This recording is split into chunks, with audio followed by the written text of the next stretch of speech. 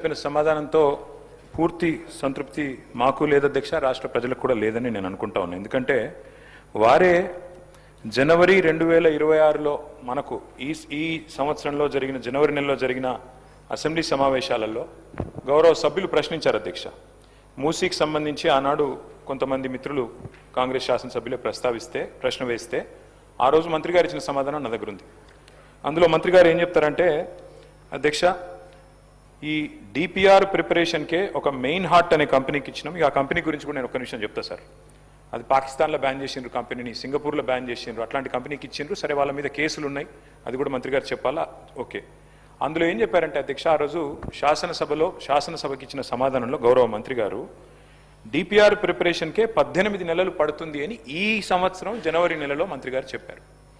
మరి డిపిఆర్ ప్రిపరేషన్కి 18 నెలలు పట్టే మాట నిజమే అయితే మళ్ళీ ఈరోజు మార్చిలో ఉన్నాం అధ్యక్ష. అంటే మంత్రి గారు సమాధానం చెప్పి 2 నెలలు కూడా కాలే. మరి ఇప్పుడు అకస్మాత్తుగా డిపిఆర్ ఎక్కడి నుంచి వచ్చింది? మంత్రి గారు దయచేసి అది ఉంటే కనుక మీ దగ్గర నిజంగానే కాపీ ఉంటే, మరి 18 నెలల్లో అంటే అద్భుతమైన వేగం అది. మరి ఇంత మెరుపు వేగంతో గవర్నమెంట్ పనిచేస్తుంటే మేము కూడా అభినందనలు చెప్పాలి. కాబట్టి డిపిఆర్ 18 నెలల్లో తయారవుతుందని చెప్పి 2 నెలల్లో చేసిన ఈ చమత్కారం ఏదైతే ఉందో ఆ డిపిఆర్ దయచేసి సభ ముందు పెట్టాలి, సభ్యుల ముందు పెట్టాలనేది ఫస్ట్ డిమాండ్ సార్. ఎందుకంటే ఇది ప్రభుత్వం ఇచ్చిన సమాధానం అధ్యక్ష. రెండవది అధ్యక్ష, నేను చూశాను మంత్రి గారు సభ వెలుపల చెప్పారు అధ్యక్ష. ఏం చెప్పారు? లాస్ట్ టైం హౌస్లోనే చెప్పినట్టున్నారు, అది కూడా ఇక్కడ చెప్పారు అధ్యక్ష, హౌస్లోనే చెప్పారు. అది కూడా గౌరవ మంత్రి శ్రీధర్ బాబు గారే చెప్పారు. ఇన్ ప్రిన్సిపల్ ఏడీబీ అనేది మూసీ ప్రాజెక్ట్ కోసం లోన్ మంజూరు చేసింది అని మంత్రి గారు ఇచ్చిన స్టేట్మెంట్ శాసనసభలో ఇచ్చారు అధ్యక్ష. సో ఫస్ట్ డిపిఆర్ మీరు చెప్పండి మంత్రి గారు, తర్వాత శాసనసభలో మీరు చెప్పిన మాట ఏడీబీ ఫండింగ్ అని. మేము నిజమేమో అనుకున్న తర్వాత మేము కూడా ఏడీబీ వారిని అక్కడ మూసీ జనాందోళన్ అని ఒక సంస్థ ఉంది అధ్యక్ష, ఎంజేఏ అని, వారు ఏడీబీ వారిని అడిగారు. అడిగితే ఏడీబీ వారు చెప్పిన సమాధానం అధ్యక్ష నేను మంత్రి గారు కూడా పంపిస్తా. వారు ఏం చెప్పారంటే జనవరి 23 నాడు ఏడీబీ ఇచ్చిన సమాధానం అధ్యక్ష. ఏం చెప్పారు? No ADB financing approved and no DPR submitted by MRDCL. This is ADB's response. Asian development bank చెప్తున్న మాట ఏంటంటే తప్పు, ఇన్ ప్రిన్సిపల్ అప్రూవల్ లేదు, ఏ అప్రూవల్ లేదు, ఇంతవరకు ఏడీబీ అప్పే ఇవ్వలేదు అని చెప్పి కుండబద్దలు కొడుతూ మాకు డిపిఆర్ సబ్మిట్ చేయలేదు, డిపిఆర్ సబ్మిట్ చేయింది పైసలు ఆడికెళ్ళిస్తామని చెప్పి ఏడీబీ చెప్పిన మాట నేను మంత్రి గారికి పంపిస్తాను, వారు చూసుకోవాలి. అయితే మళ్ళీ ఏమన్నా జనవరి నుంచి మరి ఈ హౌజు ఇప్పుడు మార్చిలో జరుగుతుంది కదా, ఈ లోపల ఏమన్నా డెవలప్మెంట్ అయిందా అని చెప్పి మార్చి 11 నాడు మళ్ళీ ఒకసారి ఇదే సంస్థ వాళ్ళు అసెంబ్లీ ప్రారంభం అవుతుంది కదా, ఏమైనా డెవలప్మెంట్ ఉందా అని చెప్పి పోయినారు అధ్యక్ష. పోయితే మళ్ళీ మార్చి 11 నాడు ఏడీబీ ఏషియన్ డెవలప్మెంట్ బ్యాంక్ ఇచ్చిన లెటర్ అధ్యక్ష. ఏం చెప్పారు అధ్యక్ష అందులో? Status remains unchanged since our meeting with your group on 23rd జనవరి. అంటే 23rd జనవరి ఏ మాట అయితే చెప్పారో, ఏ లోను మంజూరు చేయలేదు, మాకు ఏ డిపిఆర్ గవర్నమెంట్ సబ్మిట్ చేయలేదనే మాట, దాని ప్రకారమే ఏడీబీ మళ్ళొక్కసారి ఈ నెల 11వ తారీఖు నాడు స్పష్టంగా ఉత్తరం రాసింది. ఇది కూడా నేను మంత్రి గారికి పంపుతున్నా. దయచేసి మంత్రి గారు కరెక్ట్ చేసుకోవాలా. Because either you are misleading the house or misleading the people or you are being misled by your officers. Either one of them it's true మంత్రి గారు. ఏడీబీ ఇంతవరకు ఇన్ ప్రిన్సిపల్ ఇయ్యలేదు, మీరు డిపిఆర్ ఇయ్యలేదు, మీ దగ్గర డిపిఆర్ లేదు. 18 నెలల్లో తయారవుతుందన్న డిపిఆర్ 2 నెలలు ఎట్లా తయారైంది అధ్యక్ష? మూడోది, వీరికి ఈ సంస్థ మీద ఎందుకు ప్రేమనో మాకు అర్థమైతలేదు అధ్యక్ష. ఎందుకంటే ముఖ్యమంత్రి గారేమో 16,000 కోట్ల రూపాయలతో అయిపోయే ప్రాజెక్టుకు 1,50,000 కోట్లని ముఖ్యమంత్రి అనౌన్స్ చేసింది, నాది కాదు. Telangana CM announces 1.5 lakh crores beautification project for Musi. Telangana government to spend 1.5 lakh crore on Musi river front beautification. In rupees 1.5 lakh crores beautification for Musi, Telangana CM. అధ్యక్ష క్వశ్చన్ అవరే సార్, ఇంతకంటే ఇంపార్టెంట్ క్వశ్చన్లు ఉన్నాయి సార్. అధ్యక్ష 1,50,000 కోట్లని ఇక్కడ చెప్తున్నారు అధ్యక్ష. మరి మంత్రి గారి సమాధానంలో మొదటి ఫేజ్ లో 4-5 కోట్లని చెప్తున్నారు. నేను అడుగుతా ఉన్నా అధ్యక్ష, మరి 1,50,000 కోట్లని ముఖ్యమంత్రి గారు చెప్తారు, మొదటి ఫేజ్ తర్వాత ఎన్ని ఫేజ్లు ఉంటాయి, ఎన్ని ఆస్తులు మీరు తీసుకుంటారు, ఏ రకంగా తీసుకుంటారు, ఎంతమంది గృహాలు కూలుస్తారు, మరి వాటి కోసం 1,50,000 కోట్లు ఎక్కడ ఖర్చు పెట్టబోతా ఉన్నారు, డీటెయిల్డ్గా మీరు సమాధానం చెప్పాలని ప్రభుత్వాన్ని కోరుతా ఉన్నాం అధ్యక్ష. ఈ మెయిన్ హార్ట్ అనే సంస్థ అధ్యక్ష, ఎవరికైతే వీరు మరి ఈ డిపిఆర్ తయారీ అప్పచెప్పారో వారి మీద ఇది పాకిస్తాన్ గవర్నమెంట్ పెట్టిన కేసుల అధ్యక్ష రెడ్ కార్నర్ నోటీస్ ఉంది. ఇదిగోండి అధ్యక్ష, ఇగో FIA declares main heart owners are absconding in money. One second, no you can continue sir. Sir ఇది వారు డెఫినెట్లీ మూసీ నదికి సంబంధించిన రీజనరేషన్కి సంబంధించిన అంశం అధ్యక్ష. ప్రశ్నకు సంబంధించి ఈరోజు క్వశ్చన్ అవర్లు వేస్తూ ఉన్నారు సార్. మీరు పర్మిట్ చేస్తే రేపు షార్ట్ డిస్కషన్ పరంగా వెంటనే తీసుకుందాం అధ్యక్ష. ఇంకా చాలా విషయాలు కూడా చెప్పాల్సి ఉంటుంది, వారు చెప్పాల్సి ఉంటుంది, మేము చెప్పాల్సి ఉంటుంది. సో ఆ సందర్భాన్ని గురించి ప్రశ్న వరకు పరిమితమై డెఫినెట్లీ మా పరంగా ఏమి ఆన్సర్స్ కావాలో కోరుకోమని చెప్పండి. మొత్తం డీటెయిల్గా షార్ట్ డిస్కషన్ మొదలు పెడితే సార్ మీరు పొద్దున్నే చెప్పారు 9 minutes అని. 9 minutes కాకుండా ఇంపార్టెన్స్ ఉంది కనుక 10 minutes 11 minutes 12 minutes ఇవ్వండి అధ్యక్ష. We're ready to answer it. But ఇంకా డీటెయిల్గా పోవాలంటే please allow for a short discussion sir if you permit. Speaker sir, నేను ఎక్కడ కూడా క్వశ్చన్ నుంచి డీవియేట్ కాలేదు సార్. వారు మంత్రి గారు 1400 స్ట్రక్చర్స్ పోతాయన్నారు. గవర్నమెంట్ ఇచ్చిన గెజెట్లో 10,000 స్ట్రక్చర్స్ అని గవర్నమెంట్ గెజెట్ ఇచ్చింది. మరి 1400 స్ట్రక్చర్స్ కరెక్టా, గవర్నమెంట్ ఇచ్చిన గెజెట్ కరెక్టా, ఏది కరెక్టు? అట్లాగే గవర్నమెంట్ ఇచ్చిన గెజెట్ సార్, నాదేం ప్రశ్న నుంచి నేను డివియేట్ కావట్లేదు. 10,000 ఎకరాలు 3,279 ఎకరాలు స్వాధీనం చేసుకుంటున్నాం అని చెప్పారు. మరి ఎక్కడ గెజెట్ తప్ప, మీరు ఇక్కడ అసెంబ్లీలో ఇచ్చిన సమాధానం తప్ప మంత్రి గారు చెప్పాలి. డిపిఆర్ తయారీకి మీరు అసెంబ్లీలో ఇచ్చిన సమాధానం 18 నెలలు పడుతుందని, మరి 2 నెలల్లో డిపిఆర్ ఎట్లా వచ్చింది? అంటే అకస్మాత్తుగా ఇంత ఫాస్ట్గా మెరుపు వేగంతో గవర్నమెంట్ ఎట్లా కదులుతోంది? అట్లాగే అధ్యక్ష, ఇంకొకటి, అసలు 1,50,000 కోట్ల బడ్జెట్ అని ముఖ్యమంత్రి గారు చెప్పిన తర్వాత దీనికోసం ఈ రోజు గవర్నమెంట్ 5,000 4,000 కోట్లని ఎట్లా, మరి 1,50,000 కోట్ల 4-5 ఎట్లా తగ్గించారు? అదేం చమత్కారం చేశారు? దాంతోపాటు అధ్యక్ష, మరి మంత్రి గారు చెప్తున్నారు ఇది 1,435 స్ట్రక్చర్లు ఐడెంటిఫై చేశాం. ఏ బేసిస్లో ఐడెంటిఫై చేశారు? మంత్రి గారేమో, మరి నేను మొన్న ఆర్డీఓ గారు చెప్పింది చూశాను, రాజేంద్ర నగర్ ఆర్డీఓ 50 మీటర్ల బఫర్ జోన్ అని ఒకవైపు చెప్తారు. 50 మీటర్ల బఫర్ జోన్లో ఉండే వాళ్ళని తీసుకుంటామంటారు. కానీ మరి 3,297 ఎకరాలంటే 500 మీటర్ల దాకా విస్తరించారు అధ్యక్ష. బఫర్ జోన్ ఎంత తీసుకుంటున్నారు? అసలు ప్రాజెక్ట్ యొక్క ఆలోచన ఏంది? 1,50,000 కోట్ల, 5,000 కోట్ల, 4,000 కోట్ల బ్లాక్ లిస్ట్ చేసిన కంపెనీలకు ఎందుకు ఇస్తున్నారు? డిపిఆర్ లేకుండా ఈ హడావుడు ఎందుకు? ఇల్లెందుకు కూలుస్తున్నారు? మొత్తం ఒక గృహ మీద యాగం ఎందుకు చేస్తున్నారు? దయచేసి మంత్రి గారు సమాధానం చెప్పాలని కోరుతా ఉన్నది. సుధీర్ రెడ్డి గారు.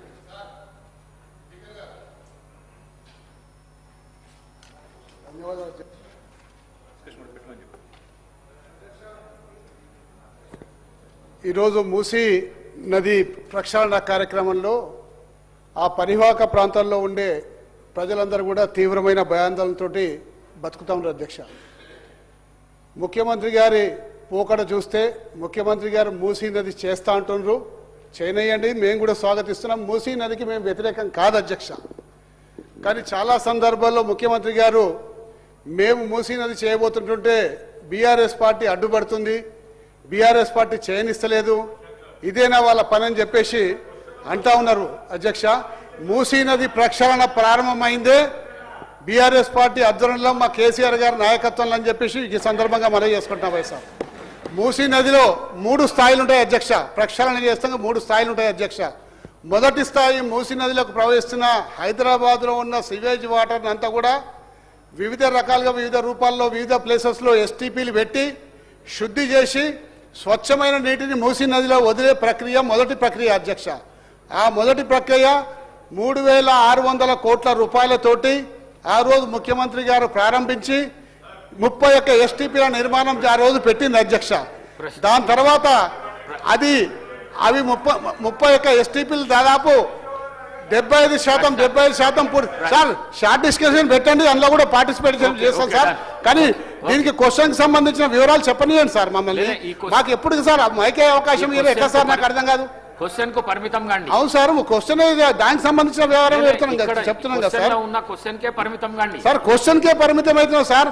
మేమేమో ఈ పద్ధతులు చేసినాము, ఎక్కడ కూడా ఒక ఇల్లు సార్ ఇప్పుడు వారు చెప్పినట్టు సార్ అక్కడికి వెళ్ళి ఇక్కడి వరకు దాదాపు 11,000 స్ట్రక్చర్లు ఇవాళ బఫర్ జోన్లో ఐడెంటిఫై ఆ రోజు చేసి ఉంటుంది సార్. కానీ ఎక్కడ కూడా ఒక్క స్ట్రక్చర్ కూడా కూలగొడతాక మేము ముందుకు రాలేదు సార్. ఎందుకు రాలే అంటే నేను కేటీఆర్ గారు సబితా ఇంద్రారెడ్డి గారు ముగ్గురం కలిసిపోయి కేసీఆర్ గారికి విన్నవించినాం. సార్ ఇన్ని స్ట్రక్చర్స్ వస్తున్నాయి, మరి ఏం చేద్దామంటే ఇన్ని ఇండ్లు కూలగొట్టి మూసీ నది మనం అంతా అలా బాధ పెట్టి చేయాల్సిన అవసరం లేదు, ఇండ్లు కూలగొట్టకుండా ఏ విధంగా చేయగలుగుతారో ఇంకో ఫార్ములా తోటి మీరు రండి మా ముందుకు, అప్పుడు మనం దాన్ని టేకప్ చేద్దామని చెప్పడం వల్ల మేము ఇండ్లు కూలగొట్టకుండా ఏ విధంగా చేస్తారో ఒక 2 ఫార్ములాలు తయారు చేసే వరకే ఇంతలో ఎలక్షన్ నోటిఫికేషన్ వచ్చింది సార్.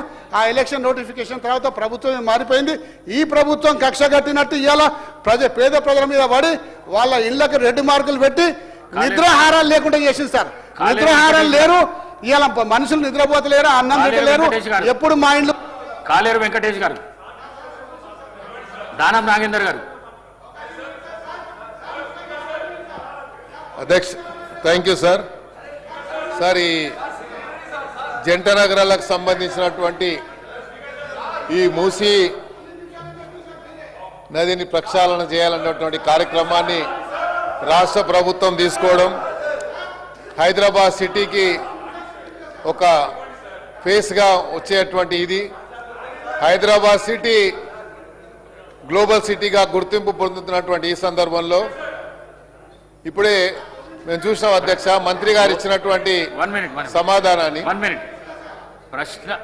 ప్రశ్న ఇందులో ఉన్న సార్ ఒక్క నిమిషం సార్, కేటీఆర్ గారు 1 మినిట్, సుధీర్ రెడ్డి గారు 1 మినిట్.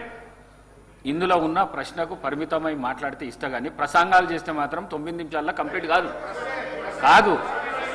ఇస్తా, మాట్లాడి దానం నాగేందర్ గారు మాట్లాడి ఇస్తా దానం నాగేందర్ గారు మాట్లాడడానికి ఇస్తా.